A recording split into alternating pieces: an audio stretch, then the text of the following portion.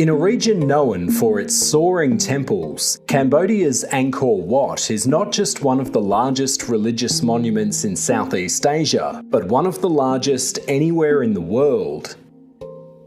The ancient ruins of the Khmer Empire draw around 2 million visitors each year, who pay a combined $12 million in annual ticket sales to explore the temple.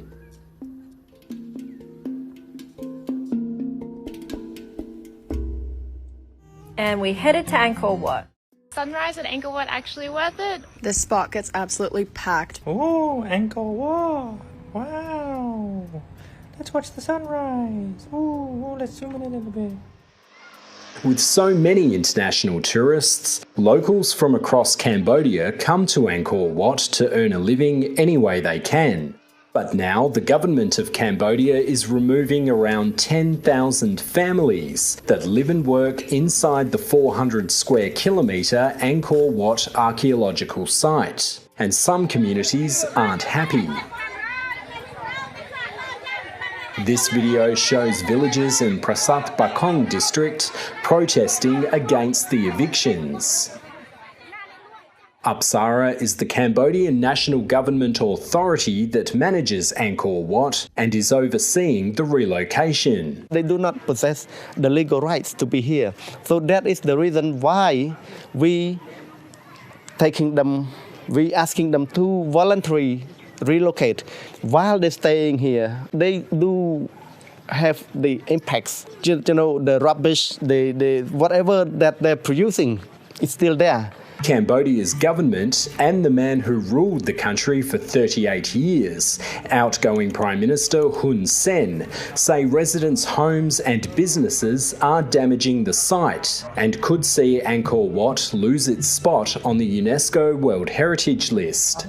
But the government's eviction plan means that thousands are being displaced. For 16 years, Shrey Mom has run a roadside restaurant just a short distance from Angkor Wat. She built the business from nothing and relies on it to provide for her 2 daughters, including a 1-month-old baby. But Shrey's home and business will soon be destroyed. She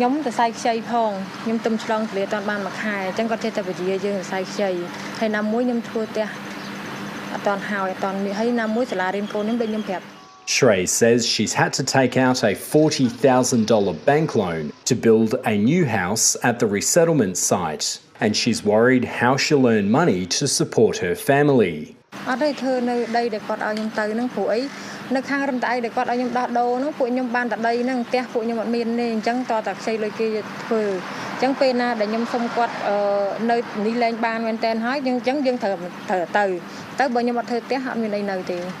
her neighbours too must leave and face the same uncertainty.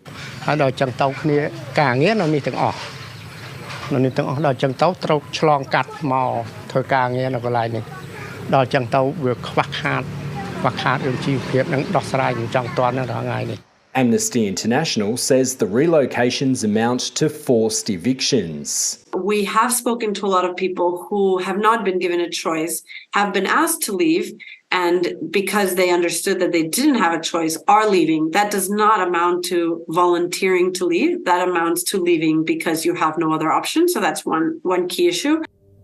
This is one of the places they'll be sent to, the sprawling Runta Ek land development.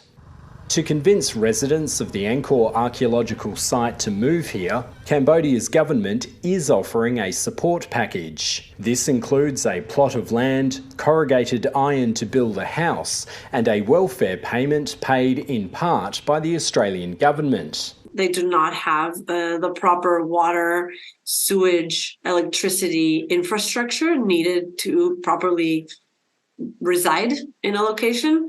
That's amongst other examples. But if you're asked to move to a plot of land that doesn't even have a house, how is that adequate? In a statement to SBS News, a spokesperson for the Australian Department of Foreign Affairs and Trade said that Australia's ambassador to Cambodia has discussed the relocation of communities at Angkor Wat with the governor of Siem Reap province and with UNESCO's representative to Cambodia. But the Australian government wouldn't comment when asked if it agrees with Amnesty International's assessment that these are forced evictions. The real issue here, perhaps, is how to ensure that communities living in poverty share the benefits of international tourism. Many of the people facing evictions say their only concern is how they'll generate an income once they're made to leave Angkor Wat. The need to make a living is paramount, but access to schools and hospitals is also a concern. មានការលំបាកច្រើនណាស់បងអត់ទាន់មានលុយធ្វើផ្ទះហើយប្តីមកនេះដាច់ការងារធ្វើអត់មានលុយធ្វើផ្ទះតែនៅតែកូនរងនៅអញ្ចឹងឯងតែចង់និយាយថាអត់មានសហវិការធ្វើផ្ទះតែមានការលំបាកច្រើនហើយម្យ៉ាងទៀត But the Cambodian government says it's following the advice of UNESCO. This is not a matter of human rights. Every year we get the recommendation from UNESCO.